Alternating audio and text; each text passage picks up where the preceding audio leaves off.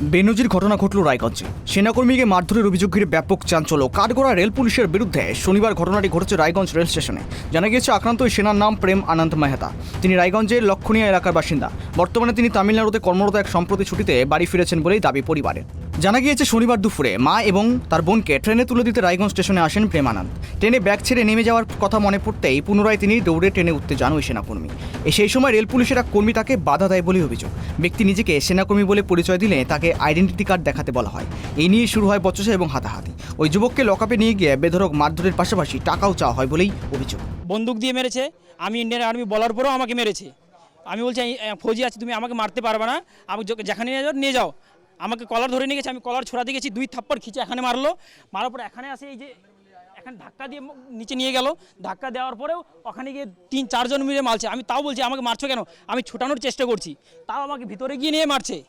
ভিতরে গেলে কি তকমা দিয়েছে আপনাকে? রোহিঙ্গা বলে, তুমি কেন যাচ্ছ, উঠছো, তুমি রোহিঙ্গা। আমি বললাম আমি ইন্ডিয়ান আর্মি, আমি এরকম করে বলে মারছে আমাকে।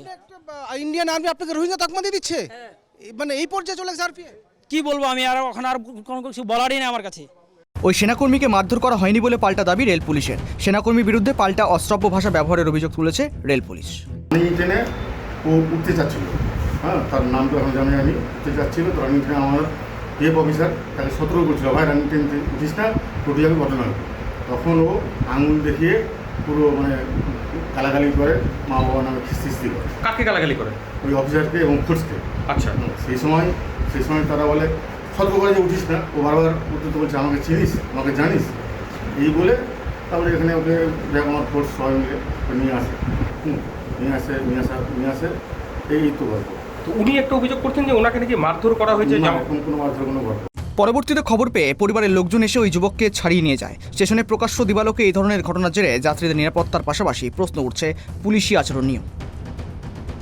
রায়গঞ্জ থেকে বিক্রম পালের রিপোর্ট, 5 টিভি বাংলা।